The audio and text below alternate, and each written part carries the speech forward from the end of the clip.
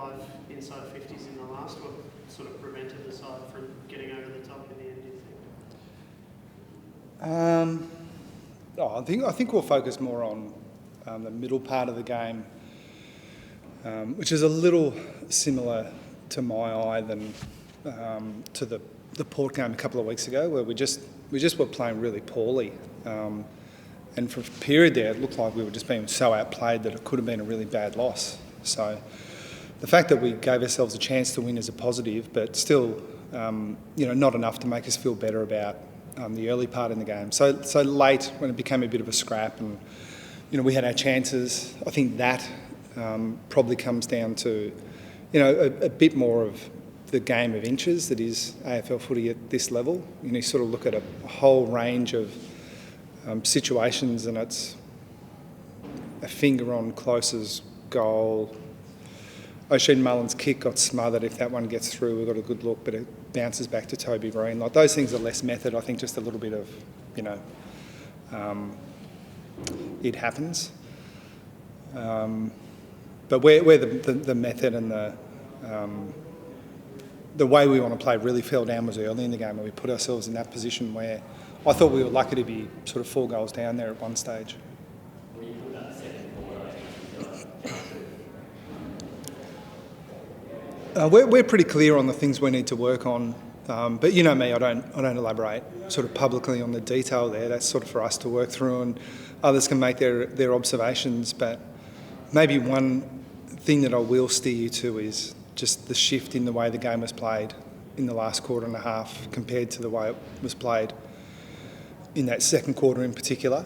The game was in our forward half a lot more, and they were kind of under pressure, sort of banging the ball out, and we looked pretty solid behind the ball. But we got comprehensively beaten for field position around the stoppages early, and the centre bounces were a problem.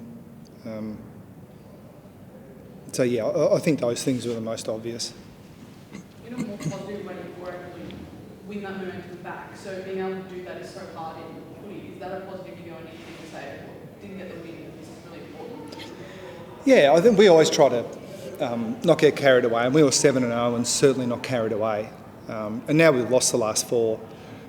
We won't drop our bundle either. I was really disappointed with the way we played against Port. That was as poor a performance as I can remember. And last week was kind of an outlier as well on the scoreboard. But the previous, if you take out the Gold Coast game, the 3 losses we've had were all pretty much a kick. But we haven't played well. And I shouldn't say that, because we have played well in patches, but the question is why the shift in the game. And it would be a really bad sign if we thought we need to get 4 or 5 goals down to wake up. But the positive is, and I've always felt this about our team, it's very, very rare that it looks like the game's turning against us and we just get blown away. Happened last week, but I can't remember too often sort of our players not thinking, even though the game's not going well, we can find a way to give ourselves a chance to win. As part of that, obviously Dangerfield's not in the middle, but you're relying on young guys at times, and the Bruins have a big impact at the contest. Young guys not always going to be consistent, right? Yeah, but I think those two are probably arguably in our most consistent group at the moment. So you could argue that that's a positive as well. And again, the risk is you sort of talk about the positives and it looks like, well, we've lost the last 4 and we're really disappointed with the way we're playing, but don't worry, it should be right. That's not the way we're thinking. But my assumption early in the year was that every team's going to go through patches where it gets a little bit difficult. And those that come through them will be the ones that finish up towards the top of the ladder. I think the greatest risk is you overcorrect and see problems that aren't necessarily there, and you end up a bit confused as to how it is you want your game to look. And I thought, again, the Melbourne game, that was a really poor performance. The Port game for 3 quarters was a poor performance, and today for a half was a poor performance as well. But within those games, we kind of found a way to give ourselves a chance to win, which is sort of, I suspect the competition is going to be a bit like that. There's not much of a gap between 2nd and 15th at the moment. Do you feel it's a bit concerning that in this Port game and also in this game tonight that you didn't really turn up to play until you were Yeah, I think that's what I'm saying. I mean, they're your words. I think I don't like the phrase that you didn't turn up to play. I think it's a bit inaccurate, in my opinion. Just thought we played better late in the game than we did early on. That's a reasonable observation. But like, even if you want to sort of go old school about it, it was just looked a bit more desperate to make sure that we at least halved contests. And yeah, look, there were some concerning things beyond even the overall look of the game. Like they just took too many contested marks where it was with the greatest of respect, it wasn't great method. It was kick it long, and they just took pack marks. It's like that's not a great sign. We need to fix that bit for sure. It's very unusual to see Tom Stewart sort of parades the wrong way, but give the backman a bit of a serve. What did that signify to you? I didn't see it, but Tom's pretty forceful with his communication in good times and bad. So I didn't see it. It hasn't been brought up with me, but I would like to think, it's dangerous to talk about things you haven't seen, but I would like to think it shows his desperation to win and a little bit of frustration when things aren't going well. While maybe not desirable, it's understandable.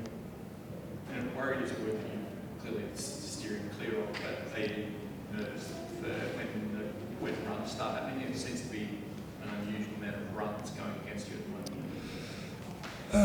Yeah, I mean, everyone would say the same thing. You don't want that to happen, but I think